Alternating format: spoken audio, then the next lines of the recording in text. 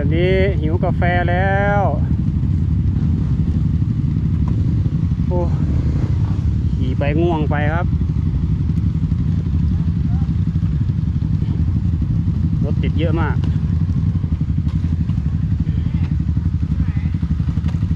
กาแฟก่อนเปล่าชงกาแฟก่อนเปล่า ง่วงแล้วรถติดง่วงมาก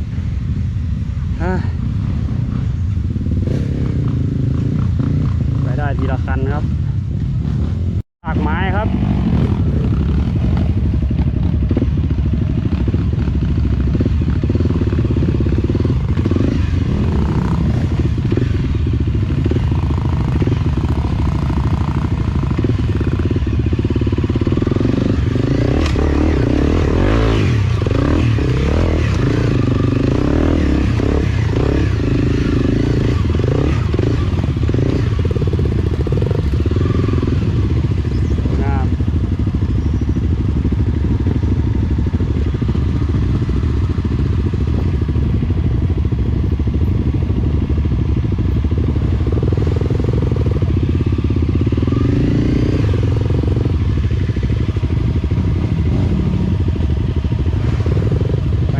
ทีละคันครับ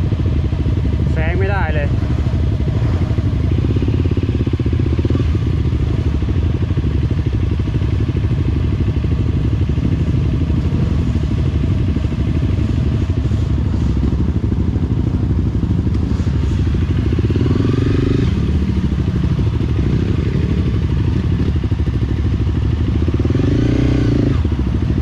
ขี่ไปง่วงไปครับรถไม่ค่อยไหลเลย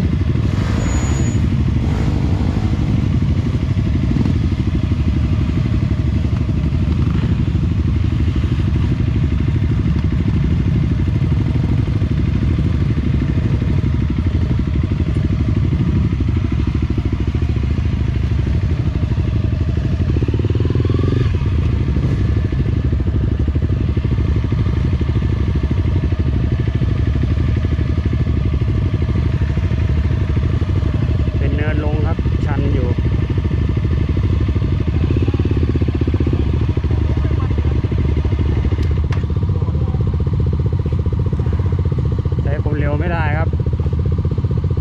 มีทุกมือครับมือใหม่มือตึงมือธรรมดาปะปนกันไปครับงานมิทติ้งอาจจะช้านิดนึงครับ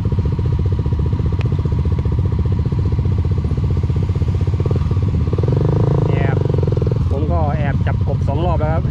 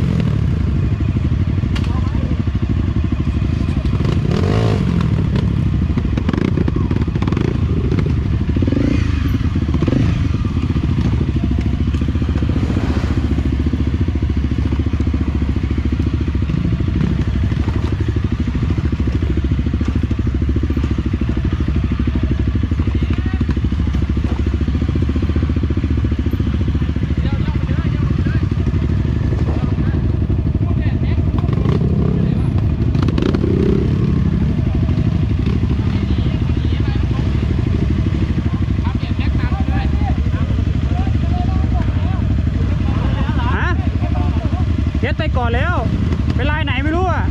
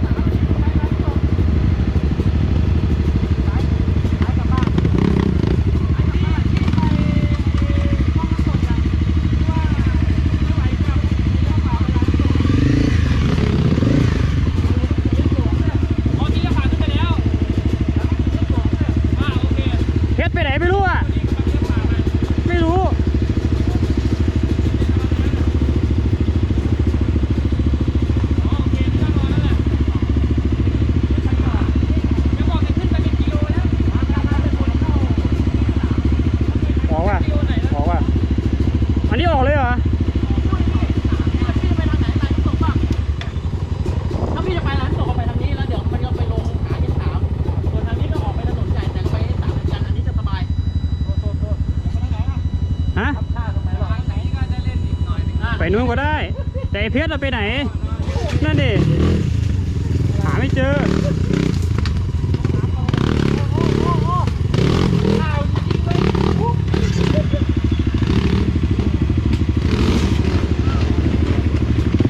ไปดิป่ะไปดิ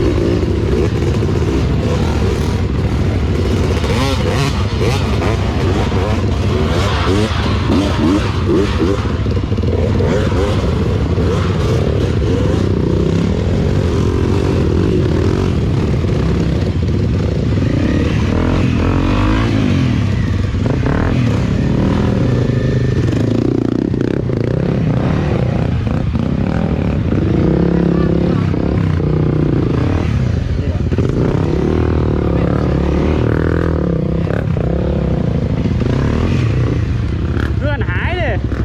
ไอ้ใครอะพี่ เพชรอ้วนๆอ่ะ เบอร์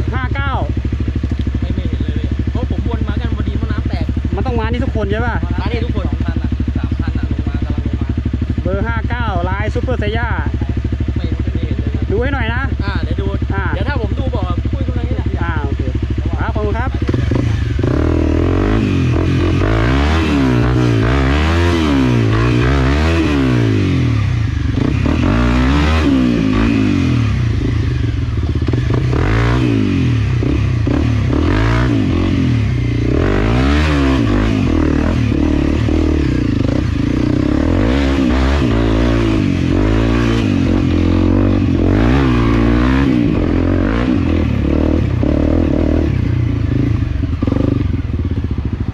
โอ้โหโอ้สายยิ่งแคบได้ไหมอันนี้ก็ได้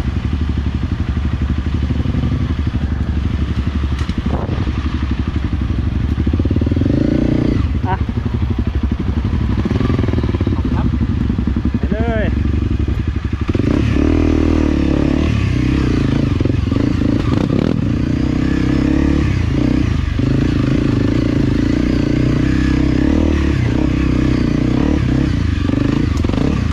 ฮะ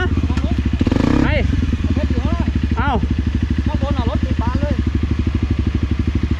ข้างล่างมันขึ้นได้3เนี่ย มันขึ้นได้เหรอ หาอะไรอยู่เล่นดีกว่าไหมรถมันติดบานเลยข้างบน เหรอ ไอ้พวกนี้สวนลงมาบอกกลับรถก่อน ไปกลับนี่เลยกลับนี่เลยเอาตรงนี้เลย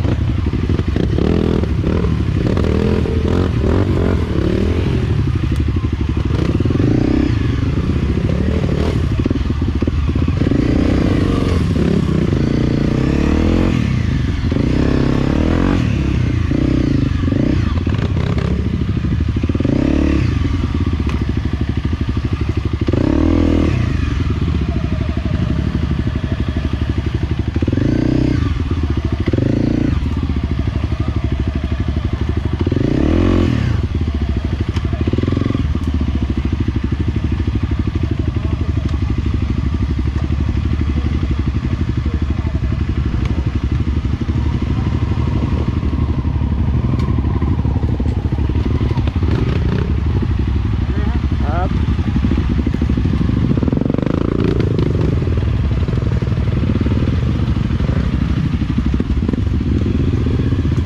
ทางสนุกครับแต่รถเยอะครับ ขอเลี่ยงดีกว่าครับไฟหน้าไม่มี ทางสนุกดีครับก็มีน้องอีกคนหนึ่งออกไปแล้วครับ ออกไปอีกเส้นหนึ่งแล้วตามไปอีกเส้นหนึ่งครับ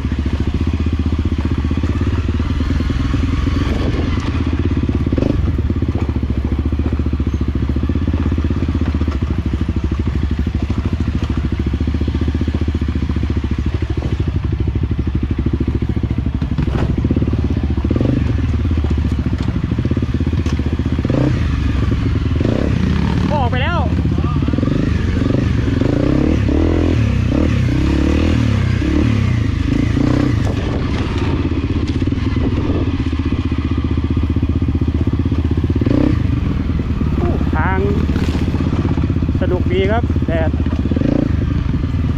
รถเยอะจริงครับข้างบนออกันครับ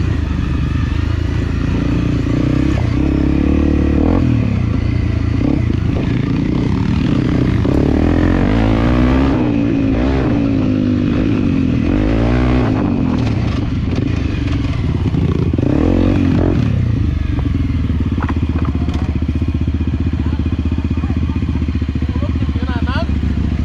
นึกว่าไปพุทธ โอ้ติดเยอะ ฮะ ต้องมาจีบสาว นี่ กำลังจะจีบอยู่พอดีเลยพี่มาก่อนเนี่ย อ้าว ไม่ได้ยังไม่ได้ปิดกล้องอยู่ มีกล้องอยู่นะ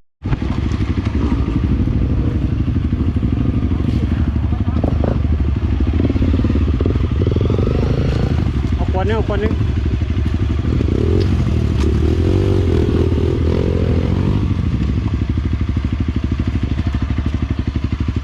อ่า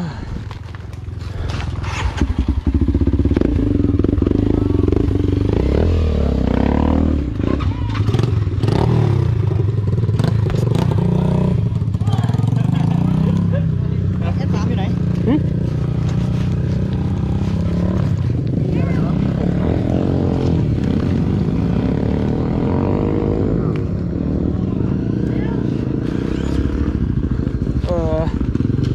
เติมน้ำก่อนครับS3เหรอ S3ต่อเลย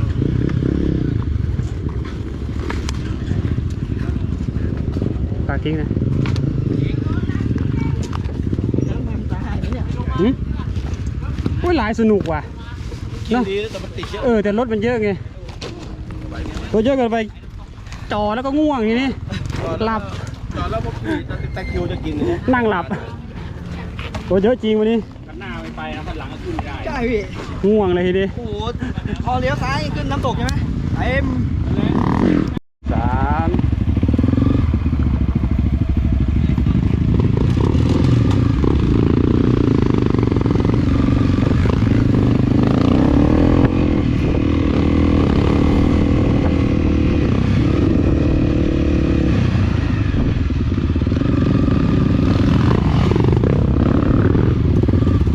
โอ้มีรถสวนเลย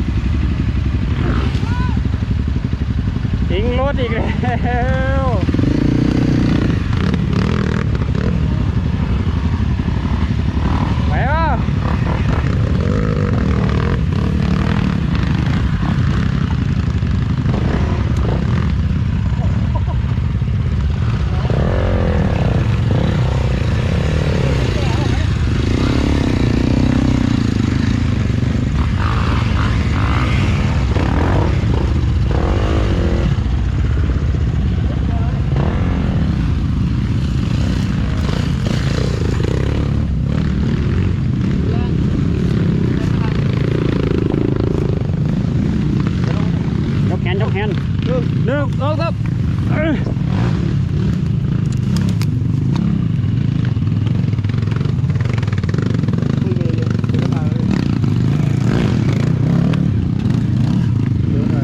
โอ้มันนดรุดนดฉีกแล้วไปขึ้นข้างบนก่อน ไม่ใช้เคเบิลไทย จับ เคเบิลไทยมีไหม กับจานต่อมีวะค่อยๆป๊อกขึ้นไปเอา ไปเปิดไปที่ตรงไหน ฮะ เอาที่ไหนผมหมดแรงก่อนเมื่อกี้ นี่ไปเลยนี่ฮะเอ้ยอายยัง ได้จานยังเก่ง แล้วการอย่างดีเขาไปเป็น มันจอดติดอยู่ตั้งนาน ใช่ใช่ เก่ง โอ้ยขี่รถจักรไปยังกระเทพโอ้โคตรเทพ เขาเก่งไซเคิล หินนี่ ใช่ไปไม่เป็นเขาเก่งไซเคิลน่ะ ไม่จริงๆเราขี่อย่างเงี้ยมันต้องขี่ทุกแนวใช่ไหมศาสตร์ก็ต้องให้ได้ ผมขี่ไม่เก่งพี่เขาก็ต้องพอไปได้เขาก็ต้องให้ขี่ S3 ครับพักสักค พอ รู่ ไปอย่างเงี้ยเหมือนไปบางรีรอบนั้นไปทำแข่ง